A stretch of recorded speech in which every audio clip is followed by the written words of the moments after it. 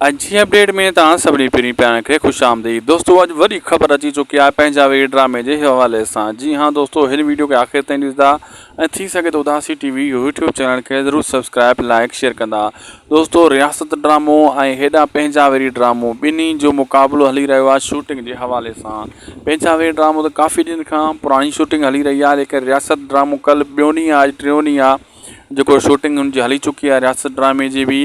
रियासत ड्रामे में घणा नवां अदाकार भी खया विया आहिनि। दोस्तों कल जेका फ़ोटोज़ खजू साहब शेयर किया हुआ त बाबा ही असां हाज़िरी ॾिनी आहे दरगाह ते, पोइ ड्रामो शूट किया आहे, शूटिंग स्टार्ट कई आहे।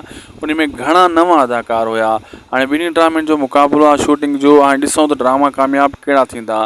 पंहिंजा वे ड्रामे में घणा जेको आहे सीनियर एक्टर आहिनि, जेका बि अदाकार आहिनि पंहिंजा वे ड्रामे में सभु सीनियर ॾेखारिया विया आहिनि। और रियासत ड्रामे में घणा न्यू एक्टर ॾेखारिया विया आहिनि, जेका नवां चेहरा आहिनि। हाणे ॾिसूं त इन में पुराणा चेहरा केतिरा हूंदा ऐं केतिरो पंहिंजा वे ड्रामो घणो व्यूज़ खणंदो ऐं केतिरो रियासत ड्रामो घणा व्यूज़ खणंदो।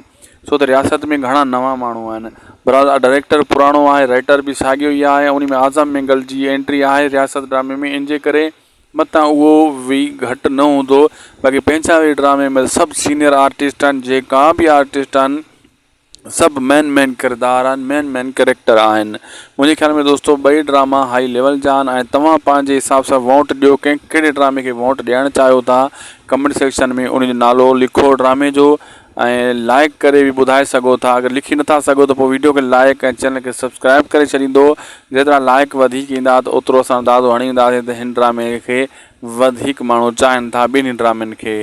ऐं सभिनी दोस्तनि खे अर्ज़ु आहे त लाइक ऐं सब्सक्राइब कयो ॿिन्ही ड्रामे खे पसंदि करण वारा।